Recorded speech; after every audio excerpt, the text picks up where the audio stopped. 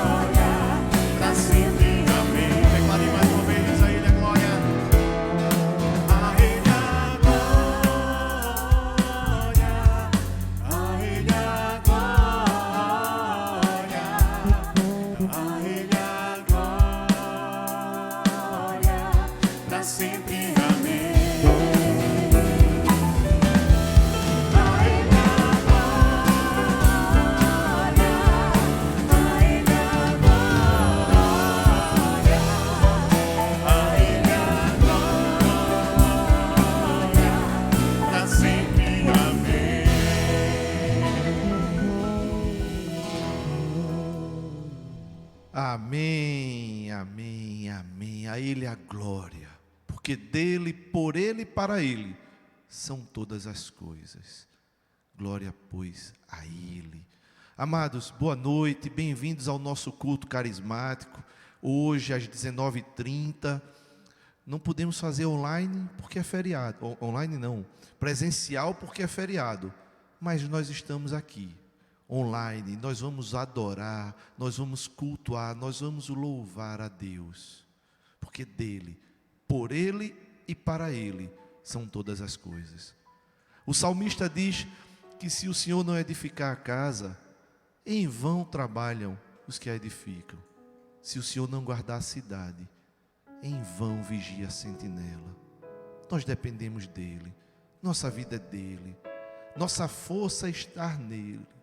E aqui hoje, nós aqui na catedral, você aí em sua casa, onde nos assiste, louvando, adorando e cultuando o nosso Deus. Onde você estiver, vamos orar.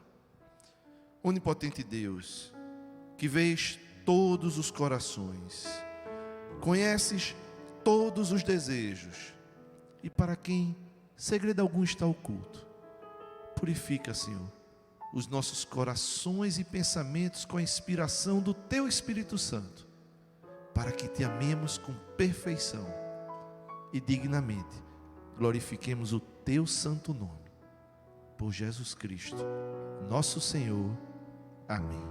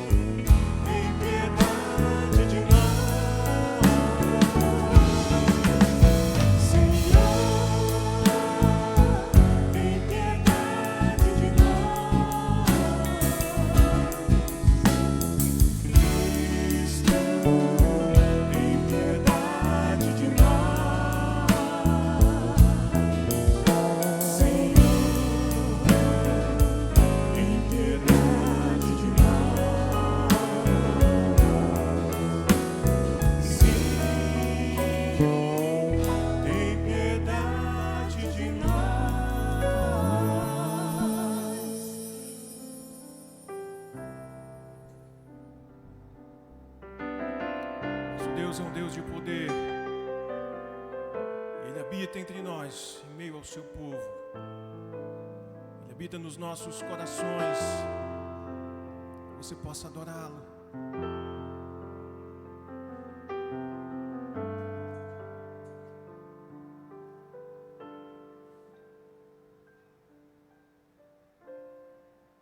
Ao que está sentado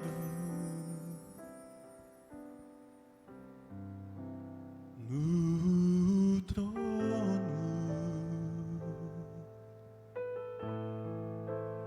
e ao Cordeiro, declare a Ele, seja o louvor,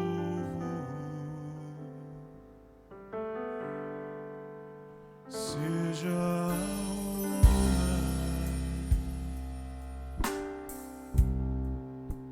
seja a glória, seja o domínio pelos séculos dos séculos, seja a honra, seja a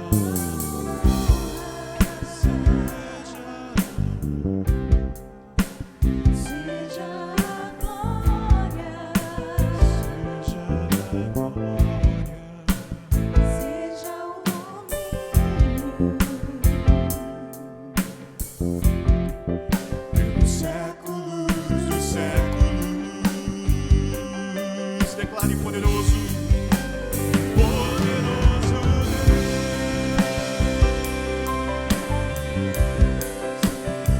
poderoso Deus,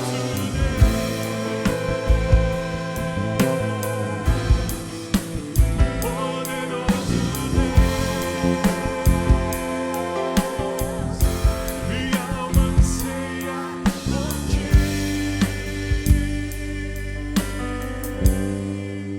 Ao que está sentado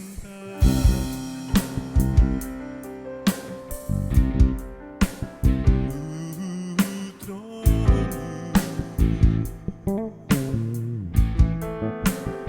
e ao Cordeiro, seja o louvor, seja a honra,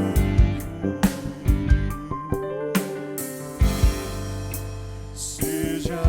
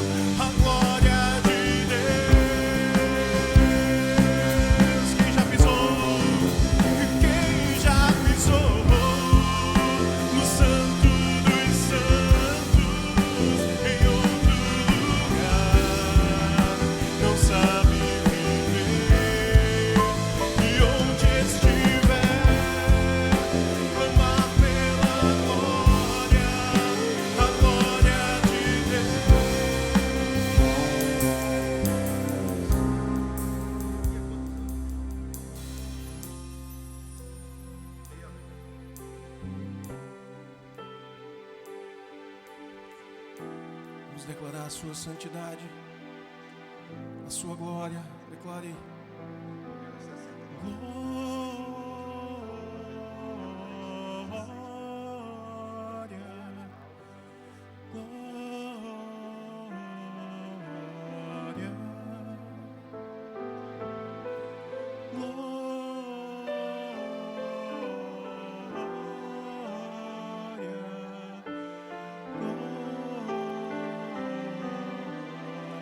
Ele é santo,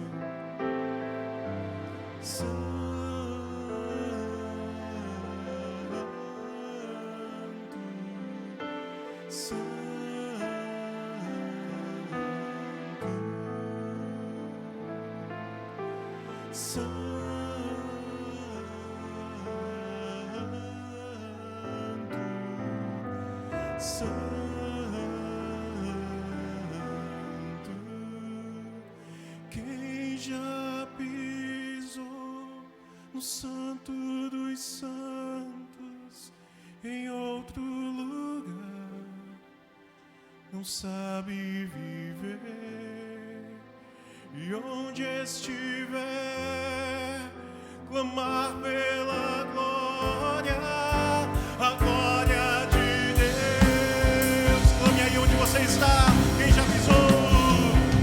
Quem já pisou no Santo dos Santos em outro lugar não sabe viver, e onde estiver clamar pela glória, a glória de Deus. Clame mais uma vez, clame a Ele. E quem já pisou no Santo dos Santos em outro lugar não sabe viver, clamar pela glória, a glória de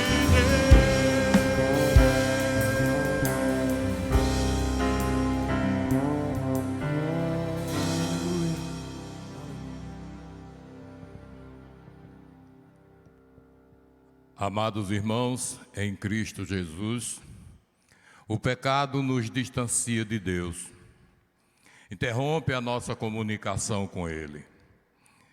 Este é o momento de nos redimirmos, de restabelecermos essa comunicação. Este é o momento de confissão. O apóstolo João diz que se confessarmos os nossos pecados, Ele é fiel e justo para perdoar os nossos pecados e nos purificar de toda injustiça.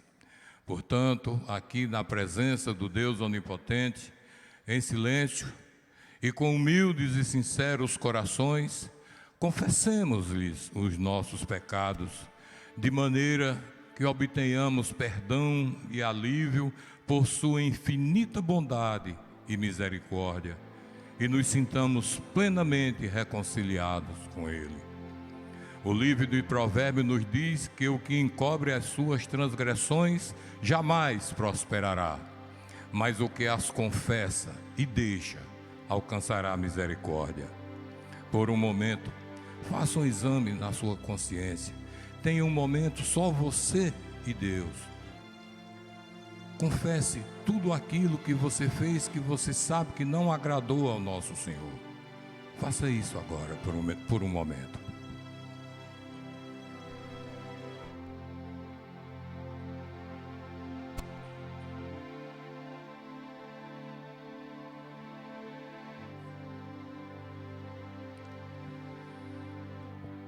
Onipotente Deus, nosso Pai, reconhecemos e confessamos nossos muitos pecados que temos cometido por pensamentos, palavras, ações e omissões contra Ti, Senhor, contra o nosso próximo e até contra nós mesmos.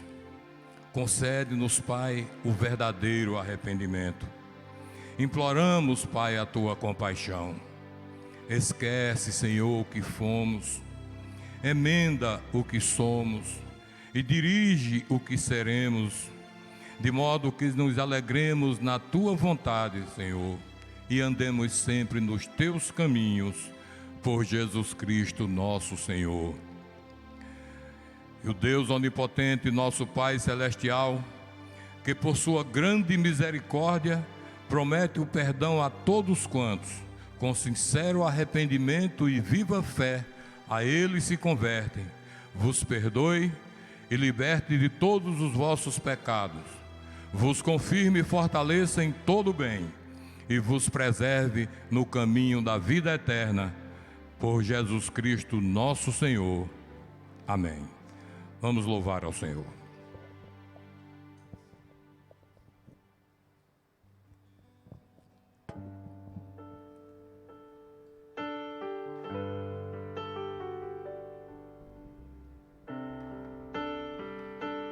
Ele é o Deus que nos perdoa, que nos lava, nos purifica, mas que também nos toma nos braços,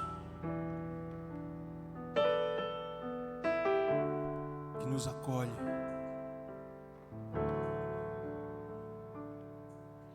Ensina-me a sentir teu coração, Jesus, quero ouvir teu respirar,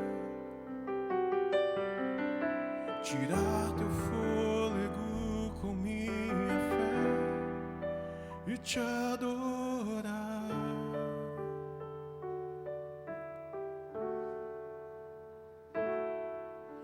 Jesus, tu és o pão que me alimenta,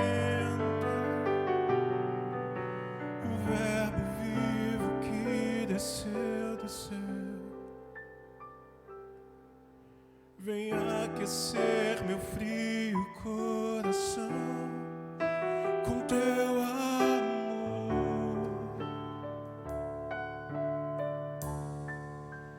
Abraça-me,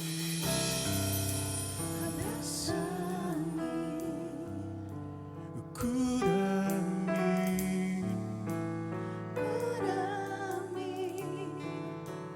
unge-me,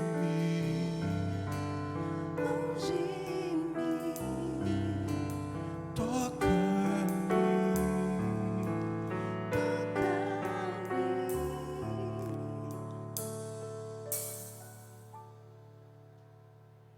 Ensina-me a sentir teu coração,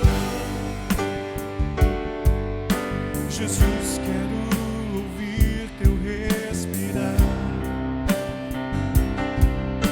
tirar teu fôlego com minha fé e te adorar.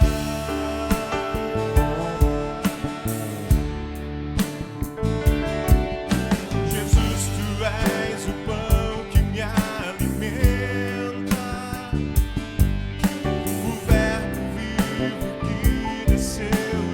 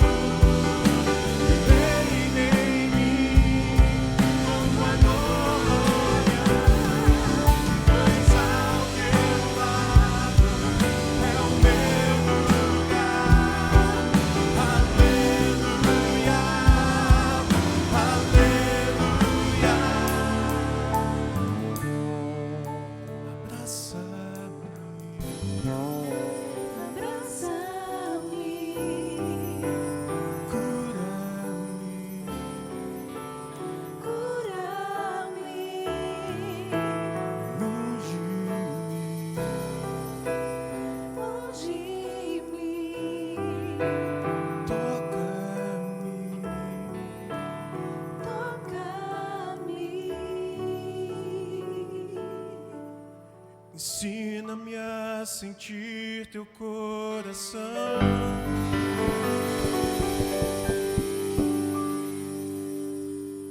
Amém, amém.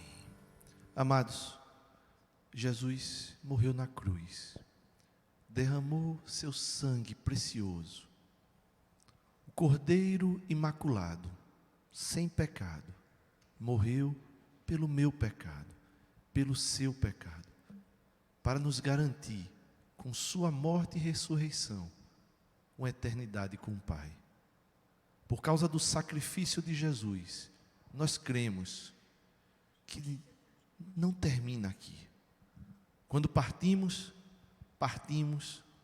através dele, com a fé nele, para os braços, para uma eternidade, para vivermos diante da face de Deus.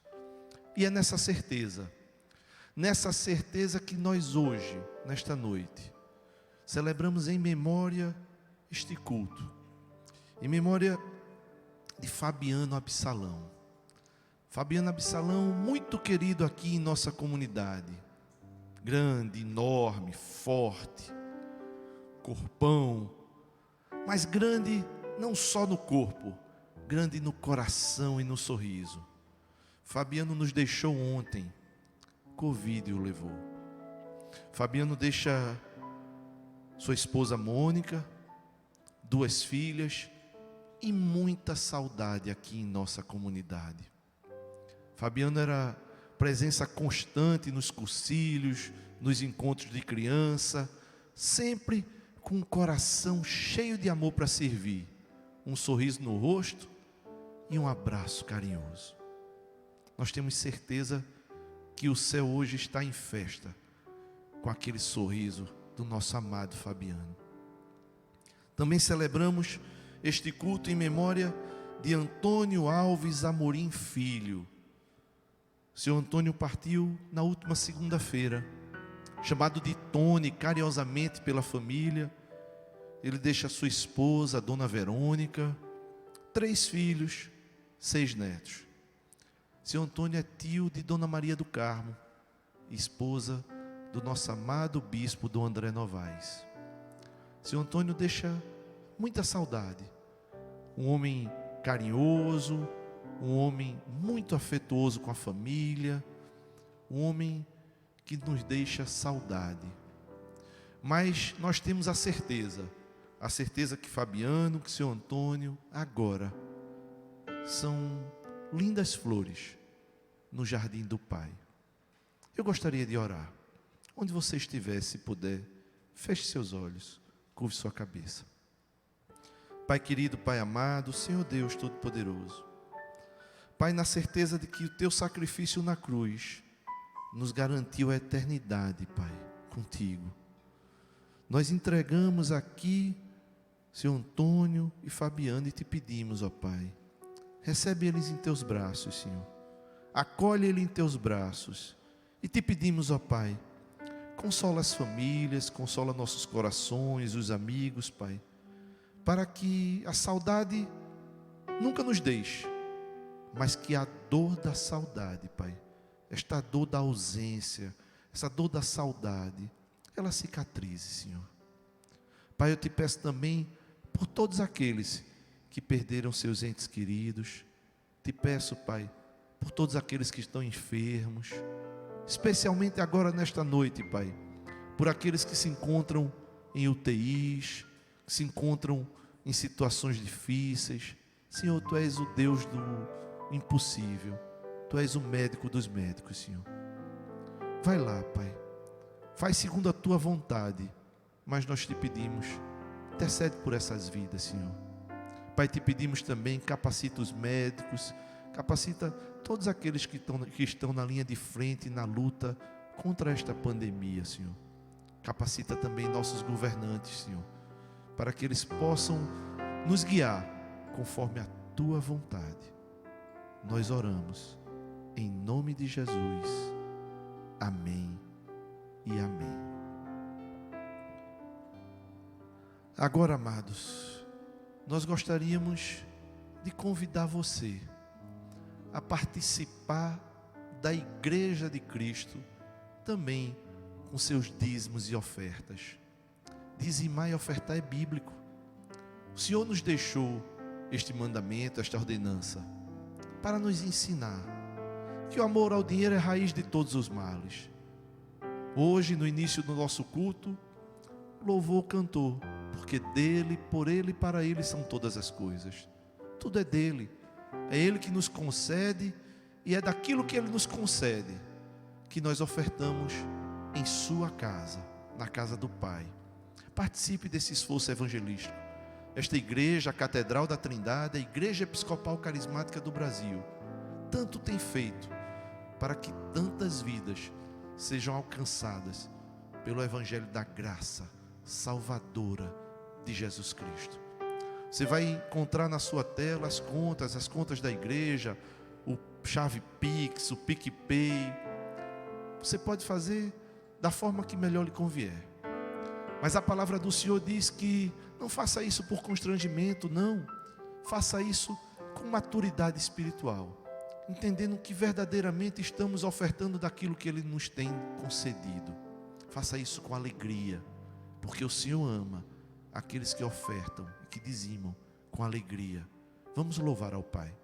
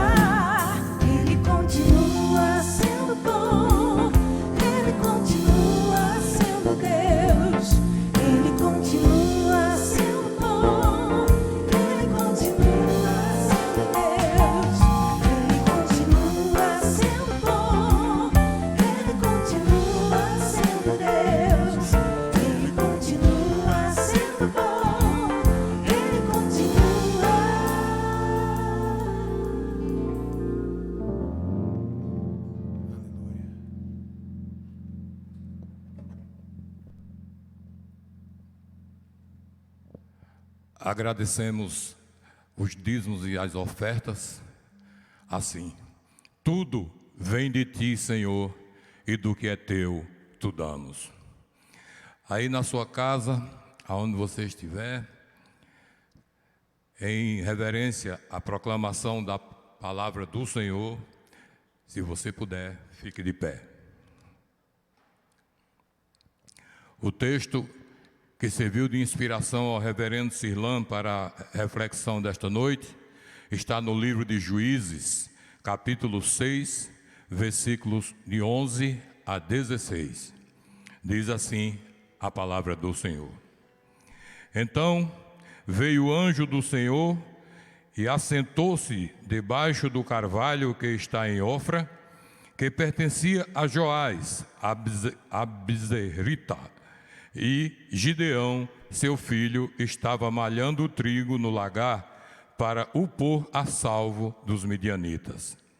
Então o anjo do Senhor lhe apareceu e lhe disse: o Senhor é contigo, homem valente.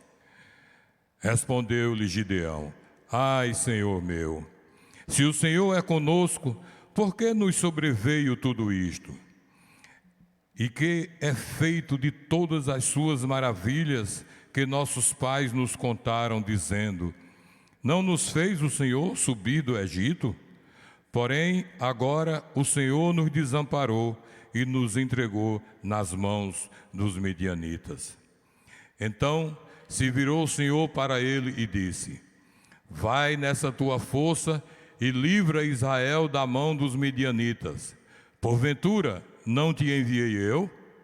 E ele lhe disse: Ai, Senhor meu, com que livrarei Israel? Eis que a minha família é muito pobre em Manassés, e eu, o menor, na casa do meu pai. Tornou-lhe o Senhor: Já que eu estou contigo, ferirás os medianitas como se fossem um só homem. Esta é a palavra do Senhor, e por ela damos graças a Deus. Vamos continuar louvando ao Senhor, enquanto o reverendo Sirlan se dirige ao púlpito para a reflexão desta noite.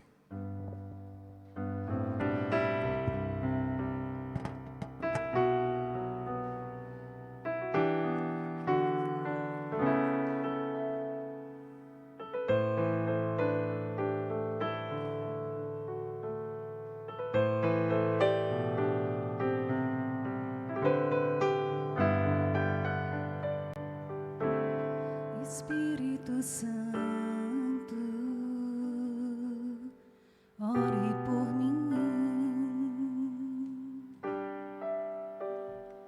leve para Deus tudo aquilo que eu preciso. Espírito Santo, use as palavras que eu necessito usar, mas não consigo. Me ajude nas minhas fraquezas, não sei como devo pedir. Espírito Santo, vem interceder por mim. Todas as coisas cooperam ao bem daqueles que amam a Ti, Espírito Santo, vem orar por mim. Estou clamando, estou pedindo, só Deus sabe a dor que estou sentindo.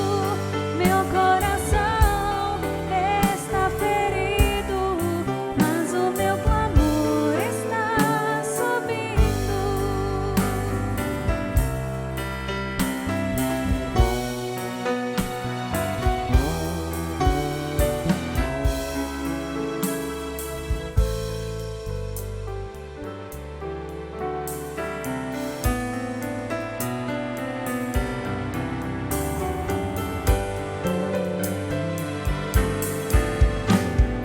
Todas as coisas cooperam ao bem daqueles que amam a Ti, Espírito Santo, vem orar por mim. Estou clamando, estou pedindo, só Deus sabe a dor que estou sentindo.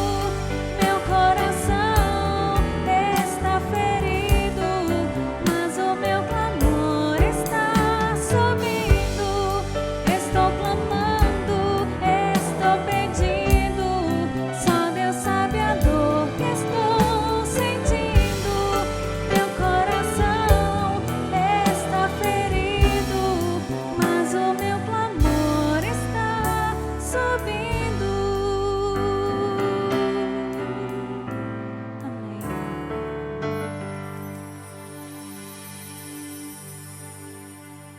Amém. Vamos orar.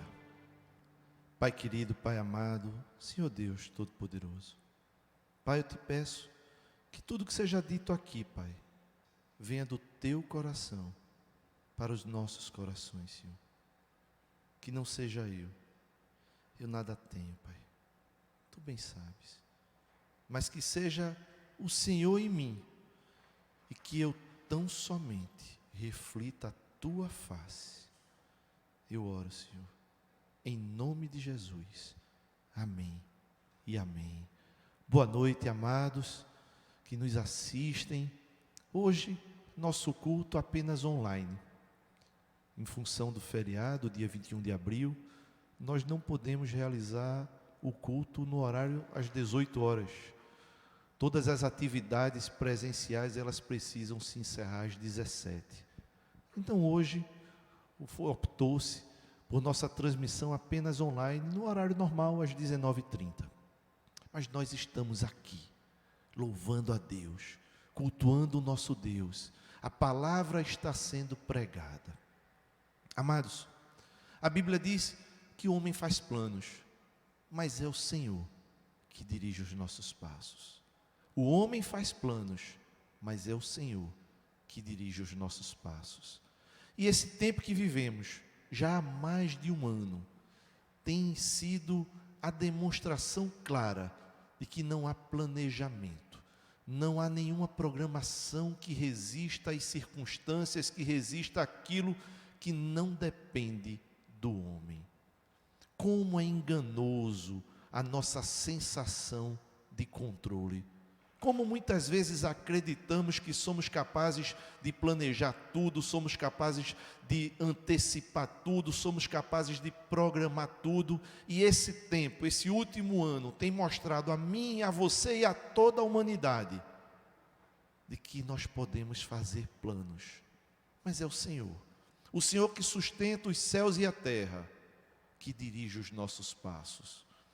E eu fico imaginando quantas pessoas nesse mundo hoje vivem uma sensação de impotência. Uma sensação de impotência.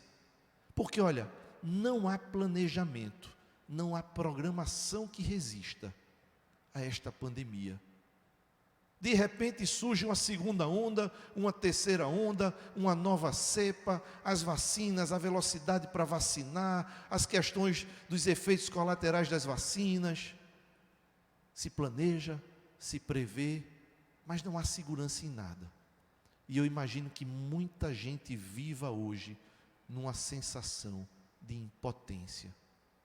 Mas para quem é cristão, para quem confia em Deus, essa sensação de impotência se transforma num sentimento de dependência. Dependência. Há uma personagem na Bíblia que entendeu bem essa sensação de impotência e que depois passou a viver na dependência de Deus. No livro 1 Samuel, no capítulo 1, nós conhecemos a história de uma mulher chamada Ana.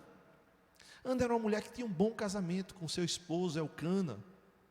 Elcana tinha Ana e uma outra esposa.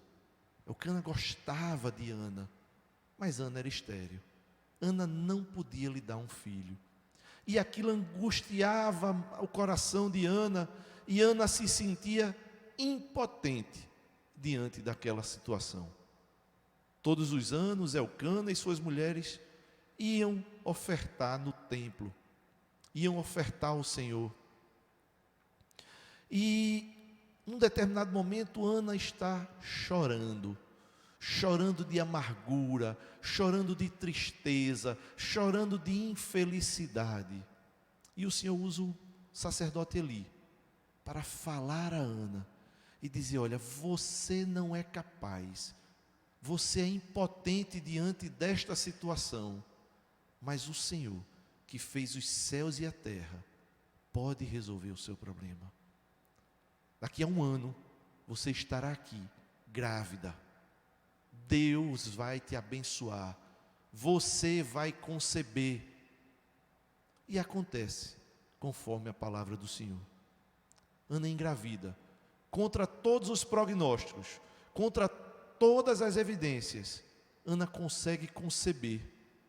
E ela consagra aquele filho a Deus. Ela diz: Senhor, este filho que tu me deste é teu, ele vai servir no teu templo, ele vai ser um sacerdote teu. E Ana se torna a mãe de Samuel. Samuel é aquele que será o último juiz de Israel.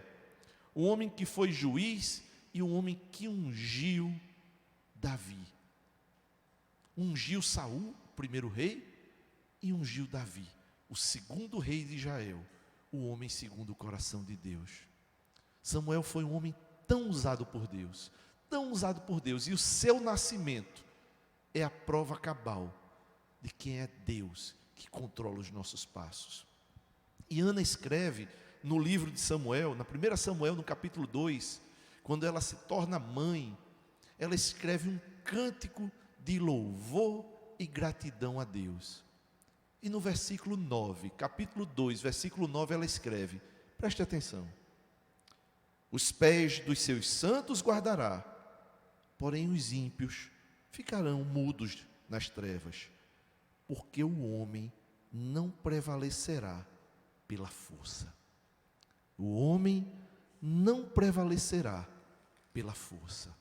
Há versões que diz assim, porque não é pela força que o homem prevalecerá. E essa pandemia tem mostrado isso a nós. Não adianta ter força, não adianta ter poder, não adianta ter dinheiro, não adianta ter nada, ter uma saúde boa, porque não há plano que resista diante de tantos imprevistos. Mas Deus continua sustentando a humanidade. Deus continua sustentando o mundo. E hoje eu gostaria de falar com você, meu irmão, não sobre sensação de impotência, não. Eu gostaria de falar com você sobre viver na dependência de Deus. Viver na dependência de Deus. E eu acho que esse tempo tem nos ensinado que precisamos viver na dependência de Deus. O texto lido pelo reverendo Reginaldo fala da escolha de Gideão como juiz em Israel. O tempo dos juízes, eu vou contextualizar. O povo está cativo, 400 anos cativo no Egito. Deus levanta Moisés para resgatar aquele povo. Moisés conduz aquele povo saindo do Egito, do cativeiro de Faraó. Aquele povo passa 40 anos no Egito sendo tratado por Deus, porque era um povo que trazia tantos vícios daqueles 400 anos no Egito. Precisava ser tratado, precisava abandonar muita coisa na estrada. E Deus usa Moisés para conduzir esse povo. E depois Deus usa Josué para que esse povo ocupe a terra prometida, Canaã, a terra que mana leite e mel. E Josué ocupa aquela terra com batalha, com luta, porque a vida não é fácil, mas a vitória é certa quando caminhamos com o Senhor. E Josué ocupa aquele lugar. As 12 tribos ocupam a terra de Canaã. E a partir daí, essas 12 tribos passam a habitar naquele lugar, sem um líder. Eles vivem uma sociedade patriarcal, com as 12 tribos, cada tribo com suas famílias.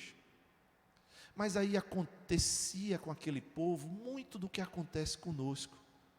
Quando as coisas estavam mais tranquilas, eles haviam vencido as batalhas, eles haviam ocupado o lugar, eles estavam na terra que o Senhor havia prometido.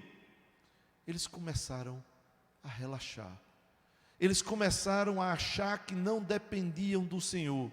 Começaram a achar que podiam viver da sua maneira. Começaram a se contaminar com aquele povo pagão que ainda ficou naquele lugar. E à medida que o povo desobedecia a Deus, que o povo ia para a idolatria, que o povo se afastava do Senhor, as coisas começavam a dar errado. Eles paravam de andar nos caminhos do Senhor e começavam a andar segundo as suas próprias vontades, e isso trazia muitas consequências. E aí o povo sofria. Os povos ao redor começavam a saqueá-los, e eles se arrependiam e buscavam ao Senhor. E durante esse período, conhecido como período dos juízes, Deus levantava homens e mulheres para que ajudasse aquele povo arrependido a recobrar suas forças e a vencer aqueles inimigos. E Gideão é um desses juízes. Mas Gideão talvez seja o mais improvável dos juízes. Sansão também foi um juiz. Sansão era um homem forte, era um homem dotado de grande força. Sansão era um homem cujo projeto de Deus vem desde sua gestação. Sansão era um homem que tinha uma capacidade de lutar. Era um homem com seus problemas, era um homem inclinado a cair no pecado, mas era um grande guerreiro. Jefité também era um guerreiro, um homem com problemas existenciais, com problemas de autoestima, mas um grande guerreiro. Gideão não. Gideão, como juiz em Israel, é aquilo mais improvável. Quem era Gideão? Gideão era o filho mais novo de uma família pobre, de uma tribo de pouca importância. Gideão é encontrado, no texto lido pelo reverendo Reginaldo, é encontrado malhando trigo no lagar. Pastor, o que é que quer dizer isso? Gideão estava escondido. Havia 7 anos que os midianitas e os amalequitas assolavam a nação de Israel, assolavam o povo. Tudo que eles plantavam, tudo que eles produziam, os amalequitas e os midianitas invadiam e saqueavam, destruíam. E aquele povo estava com medo, aquele povo estava fragilizado, aquele povo não tinha coragem de enfrentar aquela situação, não conseguia enfrentar aqueles adversários tão fortes. E Gideão era um deles, estava lá, no lugar onde se amassa as uvas, malhando o trigo. Ele estava escondido, com medo. E o anjo do Senhor aparece a Gideão e diz: Gideão, homem valoroso, homem corajoso. E Gideão olha para ele e diz assim: eu? Quem sou eu? Eu não sou corajoso, eu não sou valoroso. Mas hoje o Senhor diz a mim e a você, meu irmão, que Ele encontra valor em nós. Apesar de muitas vezes nos acharmos sem valor, apesar de muitas vezes nos acharmos incapazes, e muitas vezes sermos incapazes, o Senhor nos capacita, e Ele encontra valor em mim e em você. O Senhor nos ama, nós somos preciosos para Deus. Ele, o Deus, Criador dos céus e da terra, morreu numa cruz, porque nós temos valor para Ele. Ele morreu por mim e por você. Mas seguindo a história, Gideão está lá escondido, com medo. E o anjo do Senhor aparece e escolhe Gideão. E diz: Gideão, você foi escolhido para livrar o povo da opressão dos midianitas, dos amalequitas. Você foi escolhido para livrar Israel dessa opressão. E Gideão não entende. E é realmente difícil de entender, porque Gideão era fraco, era o mais fraco de uma família pobre. Gideão era um homem covarde, ele estava escondido ali com medo. À medida que vamos lendo o texto bíblico, lá em Juízes capítulo 6, nós começamos a ver que Gideão também participava de uma família idólatra. Na casa de Gideão existia um altar para Baal e um poste para Azera. Então nós podemos concluir que Gideão, além de covarde, além de pobre, além de fraco, era idólatra. E à medida que nós vamos lendo o texto, conhecendo a história, conhecendo um pouco mais de Gideão, nós concluímos que Gideão também era inseguro. Gideão também era inseguro. E é assim que Deus faz.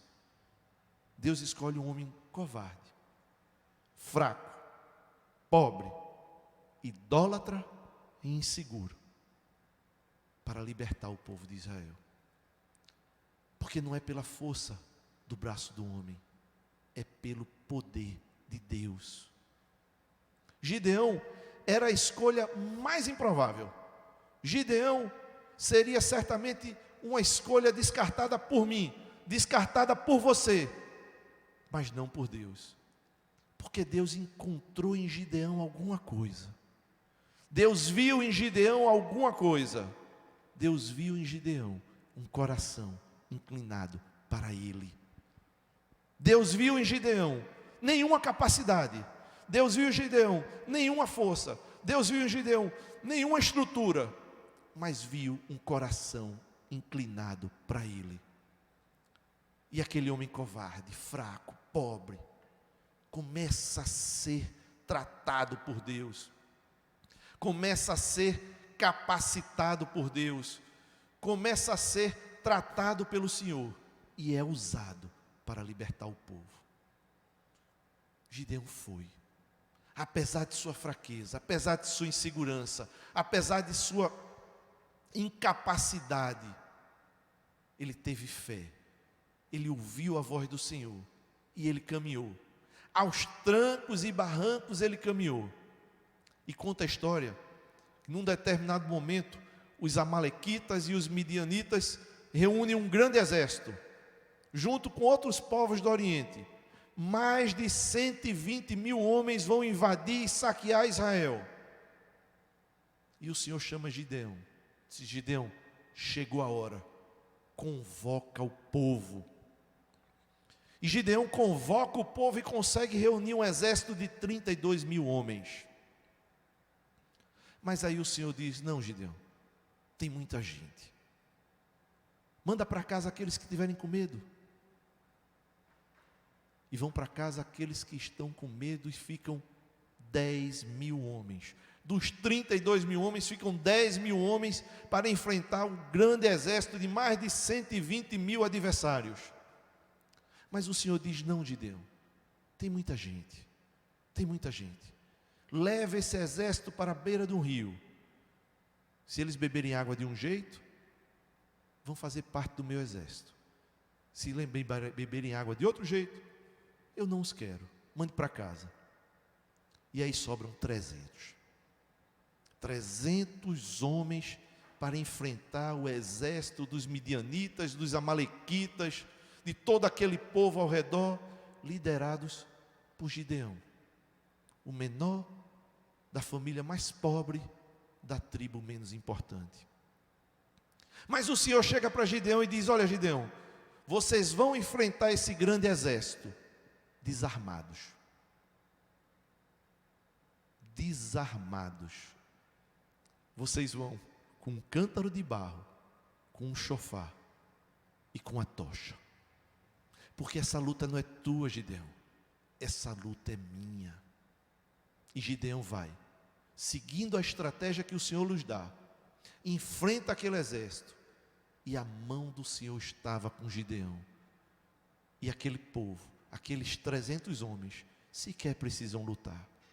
Os próprios inimigos de Deus se destroem uns aos outros. E eu lembro, quando eu escrevia essa reflexão, esse sermão, eu lembro dos 300 de Esparta. Cerca de 500 anos antes de Cristo, a Grécia foi invadida pelo exército persa. E haviam 300 homens muito fortes da cidade de Esparta, que juntam-se ao seu rei Leônidas e vão enfrentar aquele exército persa. Tem um filme, 300. Aqueles homens lutam com sua força, eram grandes guerreiros. Os 300 homens de Esparta, liderados por Leônidas, lutam e morrem e perdem. Mas os 300 homens de Deus, liderados pelo pequeno Gideão, sequer precisam lutar, sobrevivem e vencem. Como diz Ana, não é pela força que o homem prevalecerá. Amados, a Bíblia diz, o apóstolo Paulo nos diz, escrevendo a Timóteo, que o amor ao dinheiro é a raiz de todos os males. O amor ao dinheiro é a raiz de todos os males.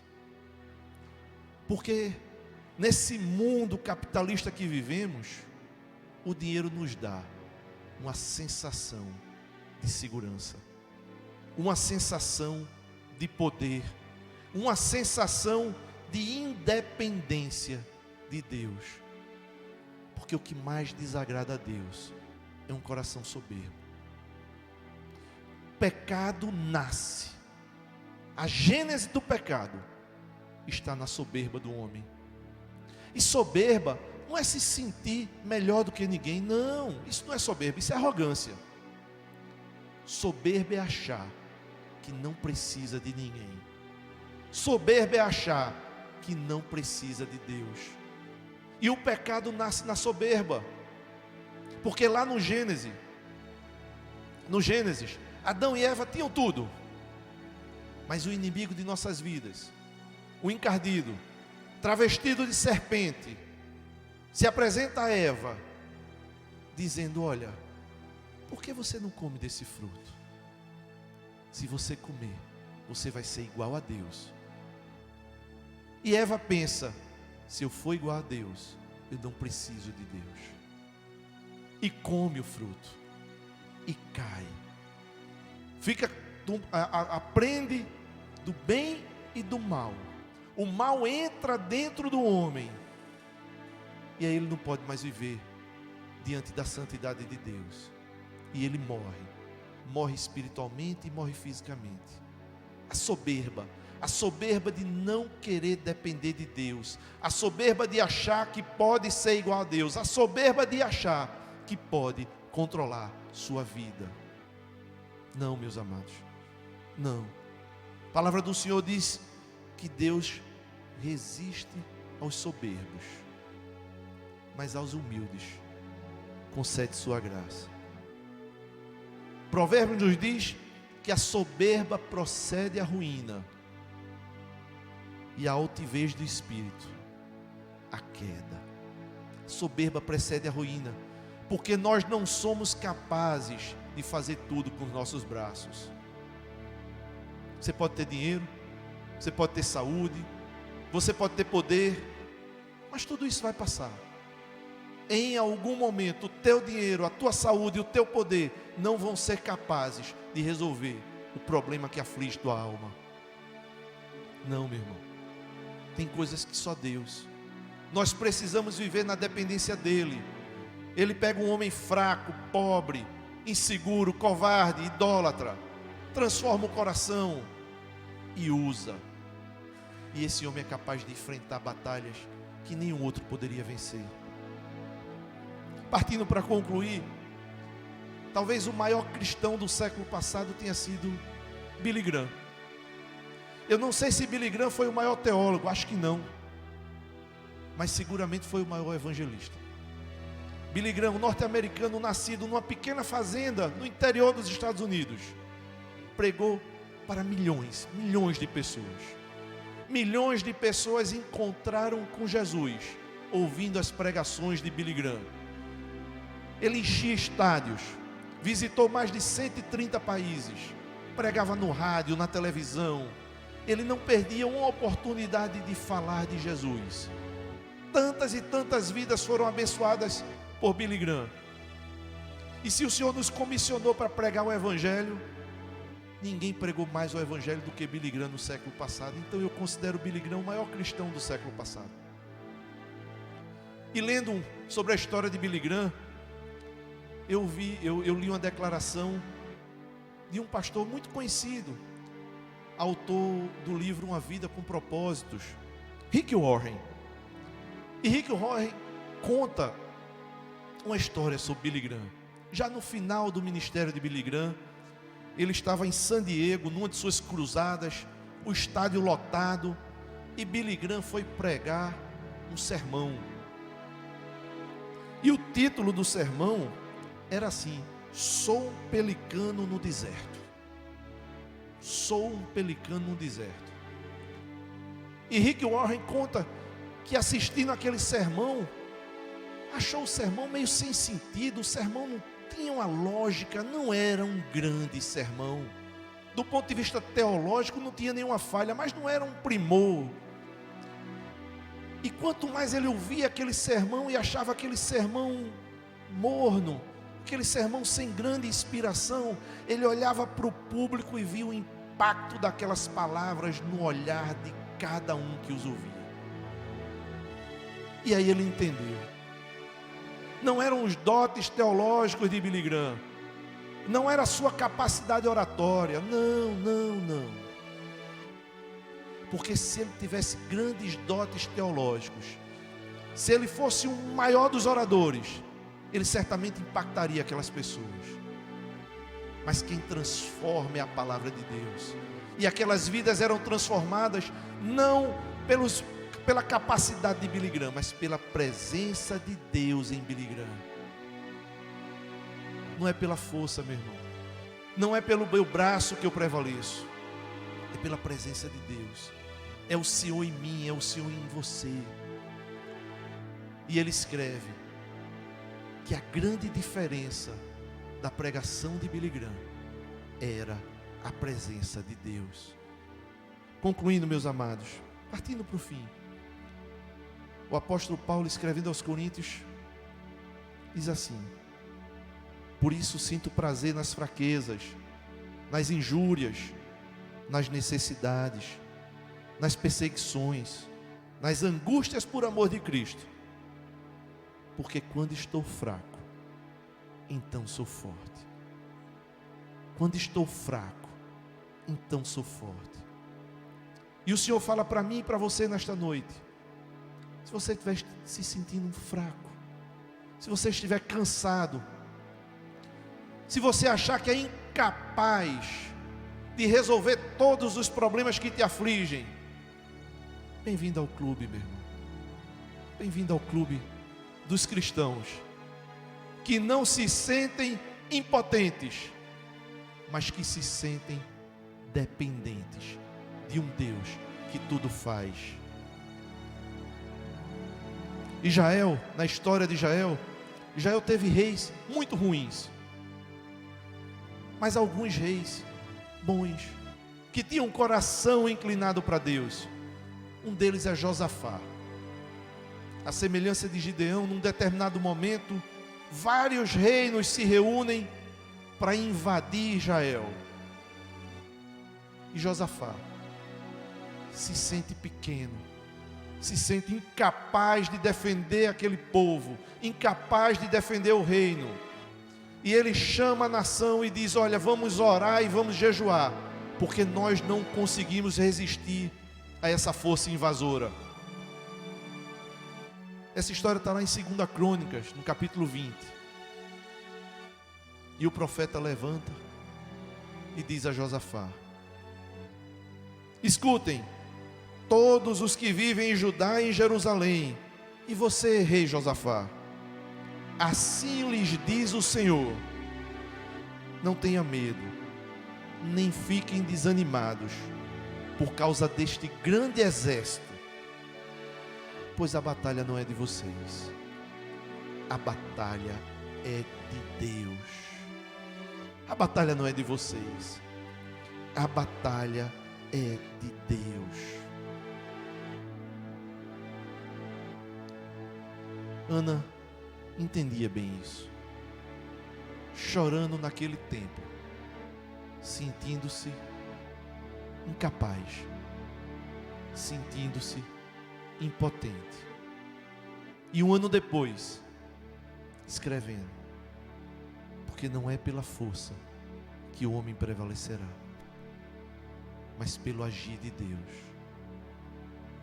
Que esta noite nós possamos orar ao Senhor, agradecendo a Ele por ter nos sustentado, agradecendo a Ele por ter suprido todas as nossas necessidades, agradecendo a Ele por ter lutado e por lutar as nossas batalhas, agradecendo a Ele por ter morrido naquela cruz, para que um dia eu e você nos encontremos com o Pai na eternidade.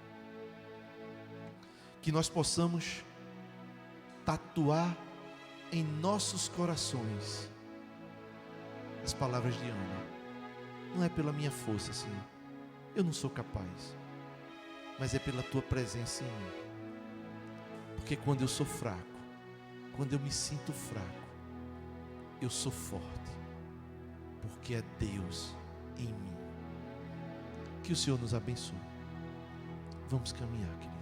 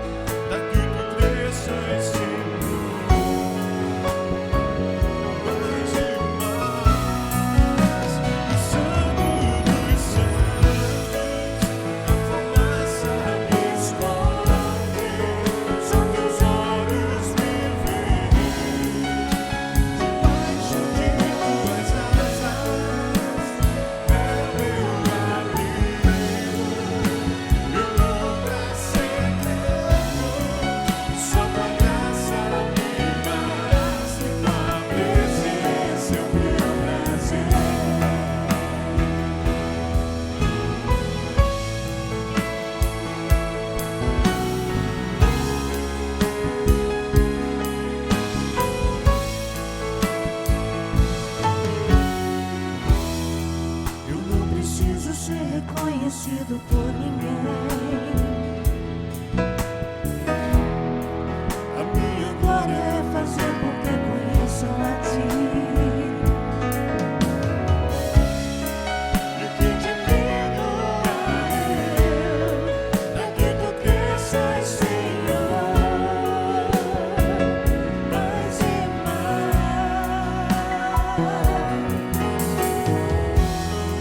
E como serafins que cobrem o rosto diante a Ti, escondo o rosto pra que vejam Tua face em mim.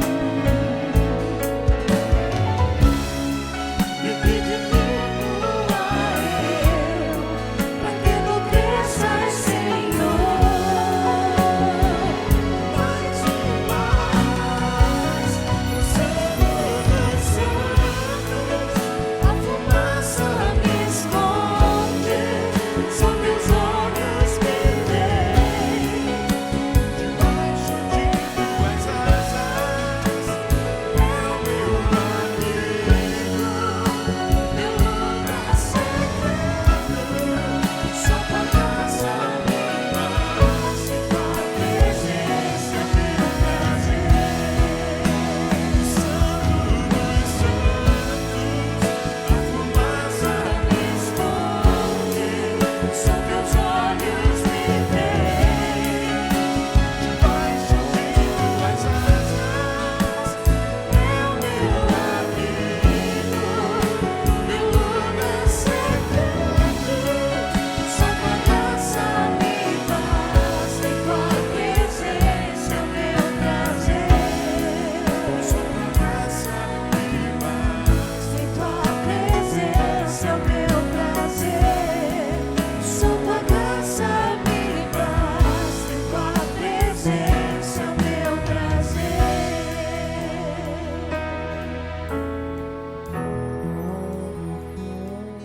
Amém. Agora é uma hora dos avisos. Eu gosto dessa hora, porque a igreja está viva. É pandemia, são essas lutas, mas a gente está vivo, a gente está lutando, a gente está caminhando, louvando, aprendendo de Deus, buscando ao Senhor. É tempo de ter um devocional sólido. Aproveita esse momento. Você não pode escolher não viver na pandemia, esse tempo, mas você pode escolher como viver esse tempo. E você pode sair desse tempo um cristão melhor, com mais intimidade com Deus. Aproveite, ore, busque, jejue, viva um devocional. E nossa igreja tem programação, a gente continua andando. Amanhã nós temos os semeadores. Como tem sido bonito o Ministério Semeadores durante essa pandemia, como eles têm feito diferença. Tem o banner amanhã com o professor Antônio Paixão, professor, pastor, psicólogo. Está o banner aí, Felipe? Amanhã, conversa fiada, às 21 horas. Não é isso, André Barreto? Exatamente. Conversa fiada, 21 horas. O professor Antônio Paixão vai estar lá com a gente. Vai ser um bate-papo muito bom. Se eu fosse vocês, não perderia. No Instagram dos semeadores. Isso mesmo. Foi meu professor, pastor, professor, psicólogo, homem de Deus, com certeza imperdível. Sexta-feira, nós temos a vigília com o nosso querido, amado pastor Valença. E sábado, às 10 horas da manhã, culto presencial. Venha cultuar o Senhor aqui na casa dele. Você que não pode, tudo bem, mas você que pode, respeitando todos os protocolos de segurança, venha para a casa do Senhor. E às 17 horas também teremos o nosso culto online. E semana que vem, se Deus quiser, às 18 horas, presencial e online, o nosso culto carismático. Amém? Vou convidar o reverendo Reginaldo para nos dar a bênção final e o nosso ide.